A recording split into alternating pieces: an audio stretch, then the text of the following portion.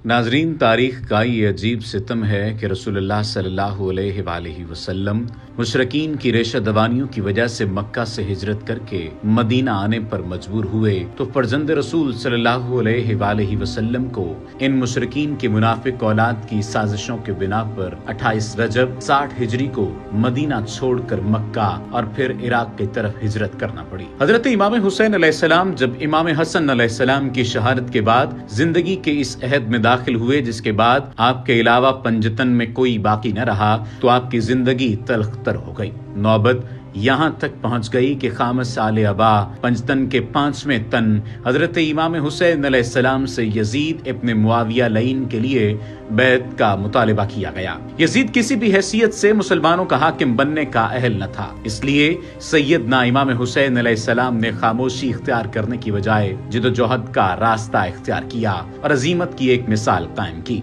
इमाम हुसैन अलैहिस्सलाम ने सब्र के साथ हालात पर गौर किया और नाना के रोजे पर जाकर दर्द दिल बयान फरमाया और बेइंतहा रोए। सुबह सादिक के करीब मकान वापस आए। दूसरी रात को फिर रोज़ा रसूल पर तशरीफ ले गए और मनाजात के बाद रोते रोते सो गए। ख्वाब में हजरत सल्लल्लाहु अलैहि वसल्लम को देखा कि आप हुसैन अलैहिस्सलाम की पेशानी का बोसा ले रहे हैं और फरमा रहे हैं कि ए नूरे नजर, अनकरीब उम्मत तुम्हें शहीद कर देगी। बेटा, तुम भूखे प्यासे होगे, तुम फरियाद करते होगे और कोई तुम्हारी फरियाद रसी न करेगा। इमाम हुसैन की आंख खुल गई।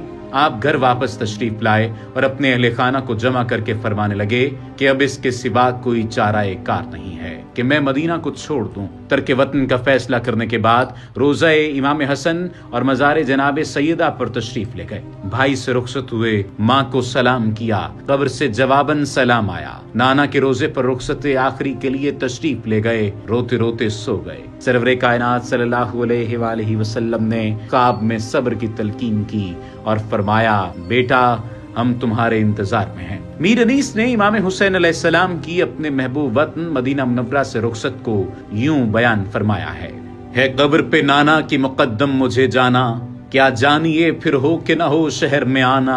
अम्मा की है तुरबत पे अभी अश्क बहाना, इस मरकदे अनवर को है आंखों से लगाना।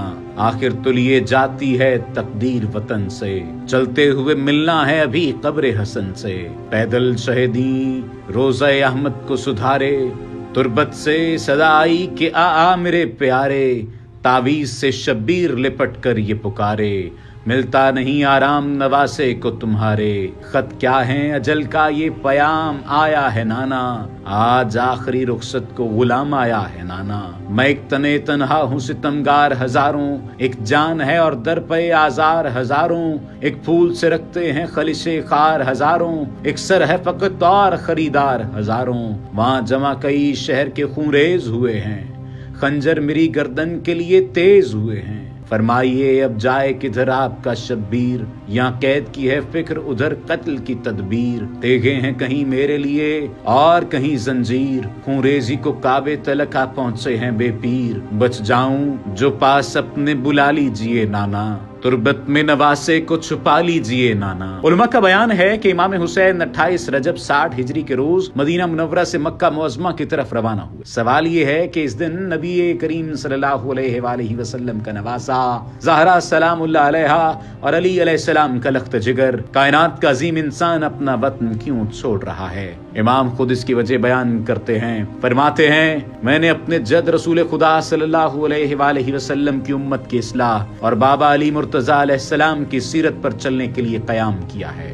मैं इन्हें अमर बिल मारूफ और नही अनिल मुनकर करना चाहता हूँ। इस बेमिसाल सफर में आपके साथ अहले बैत अतहार की पाक बीबियां और छोटे छोटे बच्चे थे। अलबत्ता आपकी एक साहबजादी जिनका नाम फातिमा सुगरा था और जिनकी उम्र उस वक्त 7 साल थी, बवजह अलालत शदीदा हमरा न जा सकी। इमाम हुसैन अलैहिस्सलाम ने अपनी लख्त जिगर को शहनशाह वफा हजरत अब्बास अलैहिस्सलाम की वालदा ज़ौजाए मौला अली अलैहिस्सलाम जनाब उम्मुल बनीन सलामुल्लाह अलैहा और ज़ौजाए रसूल खुदा सल्लल्लाहु अलैहि वसल्लम उम्मुल मोमिनीन जनाब उम्मे सलमा सलामुल्लाह अलैहा के सुपुर्द किया।